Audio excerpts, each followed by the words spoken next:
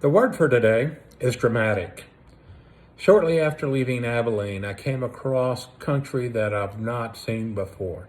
Despite having driven east to west through much of the territory I covered today, I've never driven this particular north-south route and had no idea how dramatic and beautiful the countryside was.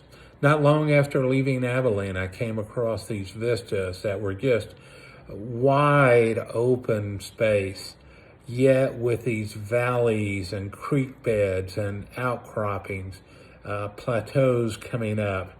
And the colors was the red orange of the dirt, the whitish of the stone, and then literally hundreds of shades of green all across the countryside. Flowers were still very much in bloom. My first 2 days on the road down south, the spring season was pretty much over.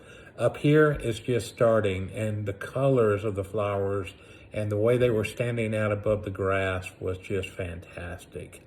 I was thinking the mesquite trees were not as big as they were farther south, but then realized it's not that they're any smaller, it's just they're now budding. So they're not as full and thick as they were further south. So there was just these incredible displays of green. At one point, I was stuck behind a construction site, and it was a fairly regular field on either side. Some terrain, hills and such, but it was just strikingly beautiful because of the brightness and various shades of green and the textures of the different bushes.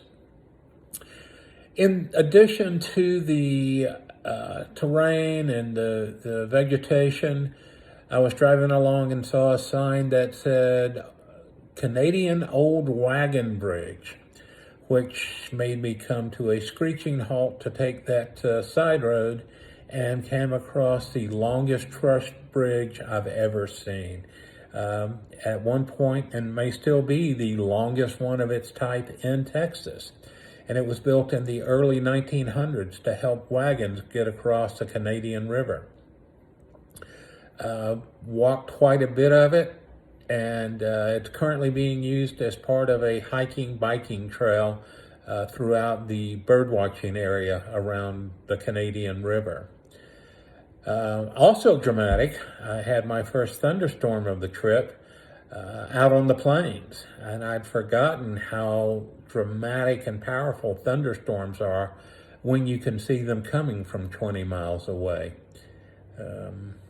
Did not enjoy driving in it once it got to me, but I certainly enjoyed it as it was approaching.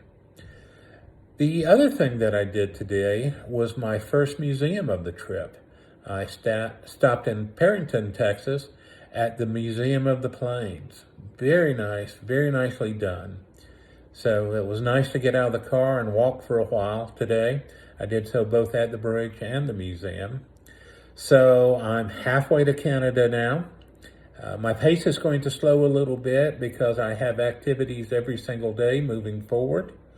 But I'm in Liberal, Kansas, where I'll spend the night. Tomorrow I'll be doing an aviation museum, I know, a shock, and visiting Dorothy's house. Maybe Dorothy will be home.